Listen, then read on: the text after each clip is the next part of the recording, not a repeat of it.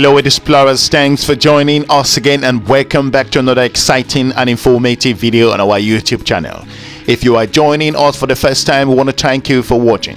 In this episode, I will be diving into the reason why Global South should learn from Big Pharma's bullying of the country of South Africa, the extortionate vaccine contracts Pretoria signed during the pandemic demonstrated why achieving vaccine pharmaceutical sovereignty should be the priority for all developing countries. I will dive into perspective here and bring you analytical information, bring to you some figures, and more importantly as to the reason why countries from the Global South should start preparing to secure their own vaccine and also health sovereignty.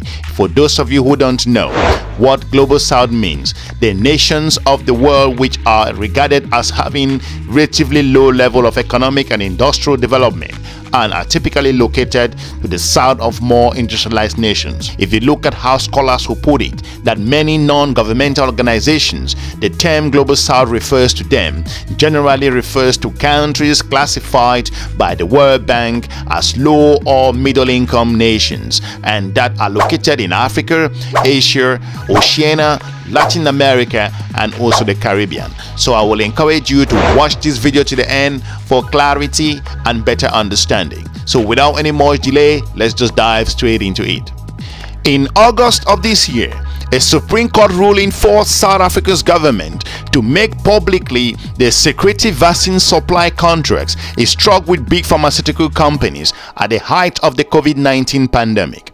The document confirmed what many have long suspected. When selling its COVID vaccines to Global South countries, Big Pharma's priority was not to help them bring the deadly pandemic under control, but to maximize its bottom line, otherwise profit. If you look at different areas, every single contract, there were a total of 4 contracts based on our own assessment, with Johnson & Johnson, Pfizer, and the Global Alliance for Vaccine and Immunization known as Gavi, and the Serum Institute of India turn out to overwhelmingly favor Big Pharma and demand South Africa's government to pay much more than its more powerful country counterparts to protect its citizens from the worst COVID-19 pandemic known in the world. An analysis of the contract by the Health Justice Initiative, the South Africa's health equality non-profit that launched the legal bid to get the contract released, to reveal that Johnson & Johnson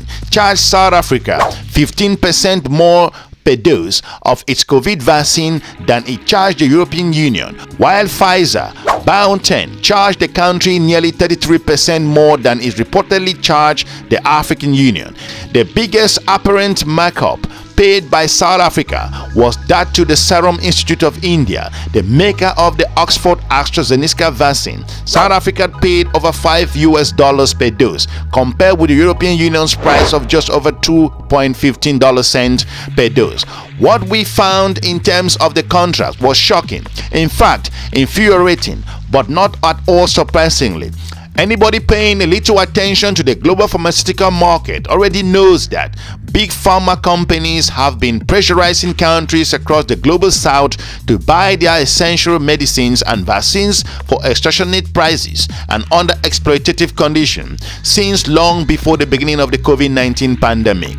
Nevertheless, getting to read those contracts in their entirety was still a big win for health equality advocates in that country of Africa. Also and beyond, all these big pharma do, all big pharma's companies employ large teams of top quality lawyers to keep their unethical and unfair contracts secret, and the governments are bullied into signing those contracts also try their best to keep them hidden from the public. So while we have also known that Big Pharma is exploiting Global South governments, we did not know to what extent until we saw the shameful contract signed by the country of South Africa. Furthermore, the revelations for the Serum Institute, a vaccine manufacturer based in the Global South, and Gavi, which was supposedly formed to improve equitable and access to vaccines across the globe, joined in the bullying of COVID-stricken South Africa into signing unfavorable contracts.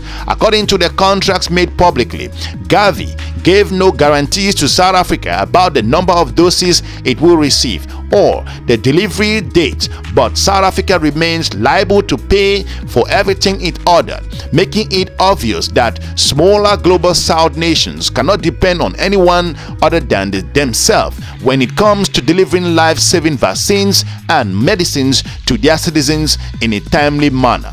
Moving ahead, now that we know the severity of the problem, Africans need to take action. We need to treat what we learn about South Africa's treatment by Big Pharma as a wake-up call and make sure that no global South government find itself in a simple, helpless situation when the next pandemic inevitably knocks on the door of the world.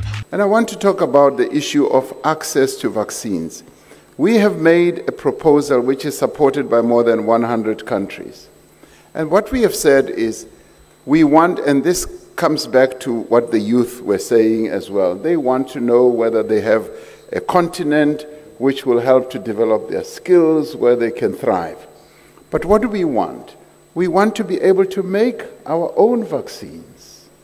And we will deal with the issue of reluctance for our Africans to take vaccines. But we want to make vaccines. We don't just want to fill and finish and package, which is what we are being offered. That we want you to build a capacity to fill, finish, and package, and we will send you the drug substance. And we say, no, we want you to relax the intellectual property rights for a while, so that we can make the drug substance, because we have the capability. And there are quite a number of countries on the continent that can. And right now, we've got countries like Egypt, Nigeria, Ghana, Senegal, Rwanda, South Africa, and Kenya. Easily, they have the capability, the manufacturing capability, and we are saying, we want to be able, we want to go beyond just getting the substance from Europe or wherever, filling and distributing. We want to make the drug substance, because that is where the intellectual property resides. And that is where we want our young people, who are epidemiologists, who are scientists, to see that there is a future for them. Then they will not go to Europe, they will not go to America, they will stay here, because they will know that they can work effectively and display all the skills we have. Now, what does the world, the northern part of the world do? They say, no, we know what is good for you. We just want you to do fill and finish, and that's it. And we say, no, we no longer want that. You did that long ago when you colonized us. And when you raped and pillaged our countries, we're saying no now. We have the capability, and we want to make all these things ourselves. Now for me, that is smart partnerships. We want to deal with Europe. We want to deal with the northern part of America and so forth on a respectful basis. We, as Africans, are respectful and have always been. And maybe that's where our mistake is. That's why we were colonized in the way that we were colonized, because we respect too much. And we say, respect us as well. Now, coming to the question you raised, there are quite a number of issues that we have to embark upon for our recovery. Obviously, we have to improve our health systems. And I reject the notion that no, you can't really have the vaccines because you don't have good health systems. It is the COVID-19 that is enabling us, that is giving us the wherewithal to move forward to improve our health systems. So it cannot be conditional. We will improve our health systems as we are dealing with COVID, because every crisis in the end does yield its own benefits. And they say, right now, it's a crisis, and we are coming up with various methods of improving our health systems.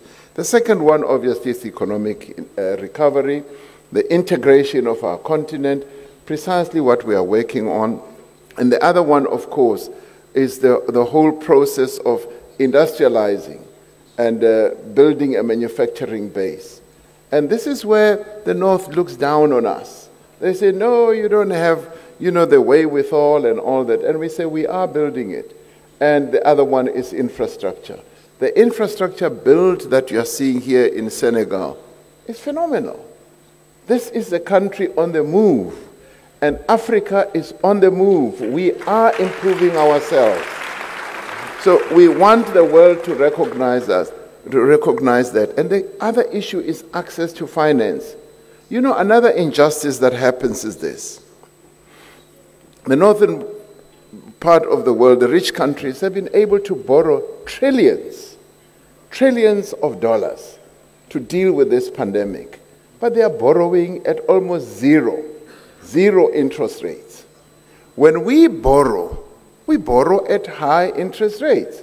In my own country, for instance, we've got a growing deficit because most of our revenue goes towards paying debt. And we are saying we want to borrow on really preferential, including at zero interest rates, so that when we get funding, we're able to use it for developmental needs. What needs to be done is clear. Global South nations should make pharmaceutical research and development a priority, build reliable supply chains for core materials, expand their manufacturing capabilities, and work towards truly freeing themselves from big pharmaceutical clutches. This is an especially urgent necessity in Africa, where the international finance corporations say 70 to 90% of all medicines prescribed are imported from abroad. Many African nations already have the basic infrastructure in place to free themselves from the clutches of big pharma, if not immediately today, it is not too distant future. If you look at what the South African government and South African president clearly indicated, the call that he received from abroad, which was paternalistic in its way, and why he was focused on the pandemic and the vaccine situation during that period. Let's listen to what he has to say, and we will join you on the other side. I also got some calls from Europe, and the calls were so paternalistic. They were saying, hello, President Ramaphosa, we've heard about this Omicron. I am sorry to tell you that we are banning travel to Europe from South Africa and Southern Africa. No discussion, no attempt to hear what our views are. And I'm saying that the relationship needs to be mutually respectful. We need to respect one another. The African presidents respected me as we respect one another. But from Europe, I just got a message of saying, we've banned travel, thank you, goodbye, see you next time. That's not the way to conduct relationship. So there needs to be consensus, there needs to be discussion. Moving forward, South Africa, for example, is home to BioVac, a part state-owned vaccine manufacturer that is ready and eager to help the country begin its journey towards pharmaceutical sovereignty. Global South government should focus on investing as such as possible in such initiatives and make pharmaceutical localization one of their 10 priorities. Regrettably, not all Global South governments seem to have clocked the many future advantages of localized medicines and vaccine production. In South Africa, for example, a recent tender for a new monococcal vaccination, which BioVac manufactured locally, was awarded to a supplier in India that offered to protectively and also to provide a cheaper alternative. Such moves, clearly made with short-term budgetary concern in mind, gravely hinder efforts for pharmaceutical independence in the countries. India is a great supplier of vaccines to the global community in general and to South Africa in particular. BioVac Chief Executive Morena Makwana told the media, the COVID-19 pandemic, however, has proven that concentrated vaccines manufacture can be a risk, with weakness in India closing its borders and restricting the export of its COVID-19 vaccine at a time. It is therefore important for Global South governments to refrain refrain from taking contracts away from the local manufacturers and awarding them to bigger players abroad for short-term savings. It is important that Africa becomes pharmaceutically self-sufficient. According to the expert, Mokwena said in his own analysis, this can only be achieved if companies like BioVac are supported by their government. South Africa's COVID vaccine contracts offers undeniable proof that Big Pharma is harming the people of the global south by prioritizing profits over life. It is high time global south governments take a stand against Big Pharma, abuse and free themselves from the clutches of those perpetrators. Pharmaceutical independence, which requires immense financial and also human investment, will not come overnight. However, governments can put their countries on the path of freedom simply by supporting the local manufacturing efforts of the companies like BioVac. If you look at different aspects at the geopolitics play in the region, looking at different areas, Africa should focus on its pharmaceutical industry at the moment. This is a wake-up call for the continent of Africa and to tell its leaders and those who are focused on the areas of decision making in the region that this particular area is an important area where the continent of Africa should focus on its pharmaceutical sovereignty, which is important as Africa goes through an incredible phase of transition. Looking at geopolitics in the region, with the United States focus in the region, Russia in the region, also you have China in the region, and those countries are beginning to interact with the continent of Africa. The pharmaceutical sovereignty should be an important investment that the continent of Africa should focus on as they move towards this incredible journey in their history. We want to thank you for watching. Hopefully we've informed you regards to why Global South should learn from Big Pharma's bullying of South Africa and why they should continue to invest in their own people's future by also developing their own infrastructures in the region in the pharmaceutical sector. Want to thank you for watching. We're looking forward to meeting you soon in our next episode. Have a good day. Bye bye.